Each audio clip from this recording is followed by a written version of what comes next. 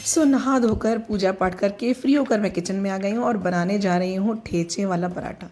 अब आप सोचेंगे इसमें ठेचा क्यों कह रही हूँ, ये तो लहसुन का पराठा है। जी हाँ, ये लहसुन का ही, अगर इसमें आप भुनी हुई मूंगफली डाल देंगे तो ये ठेचा बन जाएगा। अब आप देखिए, लहसुन मैंने बहुत सारी काट के रखी हुई एक डिब्बे में, और धनिया भी बहुत सारा काट के रखा हुआ है, और ये बिल्कुल ख़राब नहीं हुआ है क्योंकि ये टिश्यू पेपर में है विद लिड। इसको आप ढक्कन बंद करके फ्रिज में वापस रख दीजिए यूज़ करने के बाद, तो ये आपका 1 हफ्ता 10 दिन बिल्कुल ख़राब नहीं होंगे। सो इसको बनाना बहुत आसान है, जैसे हम नॉर्मल पराठे बनाते हैं आलू के, प्याज के, सत्तू के, सेम उसी तरीके से बनता है। सिंपली आपको अपनी एक लोई में डाल देना है नमक, उसमें ऑयल डाल के स्प्रेड कर दो, फिर डाल दो अपना ठेचे वाला जो भी सामान है, और साथ में मैं डाल दूंगी सत्तू, क्योंकि मेरे पतिदेव को आप जानती हैं और सत्तू के पराठे बहुत पसंद है सुबह सुबह। तो क्योंकि हम सब सत्तू के पराठे नहीं खाते हैं, इसलिए मैं अलग प्लेट में इसका मिक्सचर नहीं बनाती हूँ। मैं हमेशा रोटी लोई में ही डायरेक्ट सत्तू डालती हूँ, जितना ज़रूरत होती है उतना मिक्स कर लेती हैं। या तो प्याज में होता है या तो फिर लहसुन में होगा।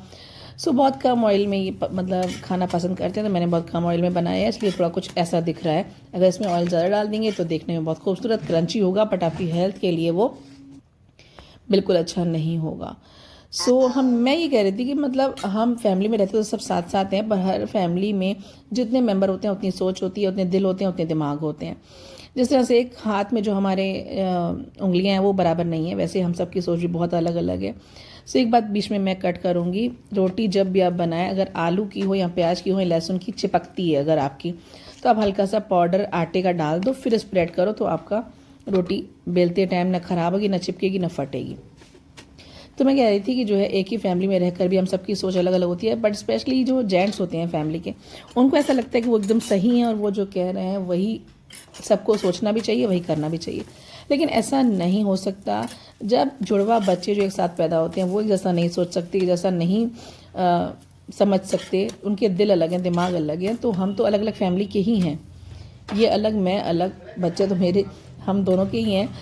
मैं ये कहना चाह रही हूँ कि हम सब मतलब जो है अलग अलग दिमाग लेकर पैदा हुए हैं, अलग सोच लेकर पैदा हुए हैं, तो इसलिए किसी पर कोई प्रेशर नहीं डालना चाहिए। जो जैसा कर रहा है ठीक कर रहा है, अगर गलती करेगा तो अपनी गलती से सीखेगा भी। बातें करते करते पुलाव बन गया है, जिसमें मैंने ठेचा कूटा था उसी कढ़ाई में मैंने पुलाव बना लिया, क्योंकि कुछ चावल बचा था। मोस्टली मेरा कटोरी चावल बच ही जाता है, तो फेंकने से अच्छा इसको मैं कुछ बना लूँ। हाँ, अब मट्ठे में आप अगर हरा धनिया डालेंगे तो आप पी कर देखिएगा और मुझे कमेंट करके बताइएगा वो कितना टेस्टी लगता है। वीडियो अच्छी लगी तो प्लीज़ लाइक कर देना, चैनल को सब्सक्राइब कर देना। मिलती हूँ अगली